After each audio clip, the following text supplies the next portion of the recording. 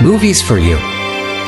Si Soo-jung ay isang sawa na sa kanyang trabaho bilang producer sa telebisyon na dalubhasa sa paggawa ng mga kwento ng buhay ng isang tao. Sa kabila ng kanyang ambisyon na maging sariling Oprah Winfrey ng Korea, nawawala ang kanyang pride at passion sa kanyang trabaho. Isang araw, desperado matapos ang mga buwan ng hindi nababayarang sahod, nagpa siyang gamitin ang kamera ng kanyang kumpanya para mag-film ng kwento tungkol sa isang leyon na tumatangging kumain ito sa Africa. Gayunpaman, sa kanyang paglalakbay, nakatagpo siya ng isang magnanakaw na sumusubok na nakawin ang kanyang kamera, ngunit nailigtas lamang ng isang lalaking nagsasabing siya si Superman, na nakasuot ng Hawaiian shirt. Ipinaliwanag ng lalaking ito, na kalaunan ay ipinahayag bilang Lee Hyun-suk, na hindi niya ma-access ang kanyang supernatural na kapangyarihan dahil sa isang piraso ng kryptonite na nakalagay sa kanyang utak. Gayunpaman, nananatili siyang nakatuon sa pagtulong sa iba, mula sa paglaban sa global warming hanggang sa pagliligtas ng mga nawawalang hayop. Napagtanto ni Soo-jung na ang kwento nitong Superman in a Hawaiian shirt ay may potensyal na maging isang mapang-akit na dokumentaryo, at sa ilang mga pagsasaayos at pagpapaganda,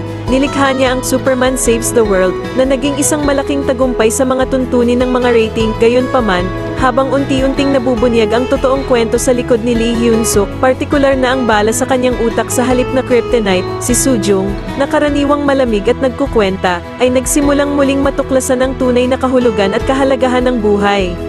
Sa pag-usad ng pelikula, ipinahayag na ang paglalakbay ni Lee Hyun-suk sa pagiging Superman ay malalim na nakaugat sa dalawang kalunos-lunos na pangyayari mula sa kanyang nakaraan. Noong bata pa siya, nasaksihan niya ang isang kabayanihan na ginawa ng isang taong nakasuot ng Superman habang kasama ang kanyang ama. Ang kanyang ama, na kalaunan ay napatay sa isang shootout, ay hinimok siya na magbilang ng hanggang 100, na nangangako na makukuha niya ang mga kakayahan ni Superman. Sa kasamaang palad, sa panahon ng insidente, ang bata ay tinamaan ng isang bala na himalang hindi pumatay sa kanya. Makalipas ang ilang taon, muling dumating ang trahedya nang masangkot si Lee Hyun-suk at ang kanyang pamilya sa isang aksidente sa sasakyan. Agad na namatay ang kanyang asawa, ngunit ang kanyang anak na babae ay nanatiling buhay. Sa desperadong pagtatangka na iligtas siya, hinimok niya itong magbilang ng hanggang 100, sa paniniwalang maaari siyang magbagong anyo bilang Superman at iligtas siya. Gayunpaman, dahil sa bala na tumama sa kanyang utak, siya ay nasisure habang sinusubukang kunin ng isang fire extinguisher, na iniwan siyang walang magawa sa lupa habang ang sasakyan ay sumabog. Nakalulungkot, walang sinuman sa karamihan ang humakbang upang tumulong.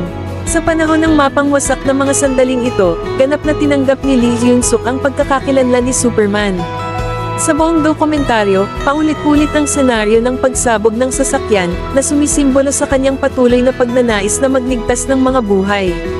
Habang dumarating ang mga sitwasyon kung saan ang mga tao ay nangangailangan ng tulong, siya ay atubiling pumasok, pakiramdam na nawawalan ng pag-asa.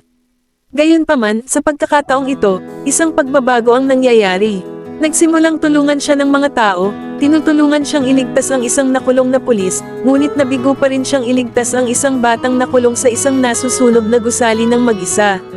Dahil sa pagkatalo at panghihina ng loob, tumalon siya sa bintana at, sa sorpresa ng lahat, lumipad sa himpapawid.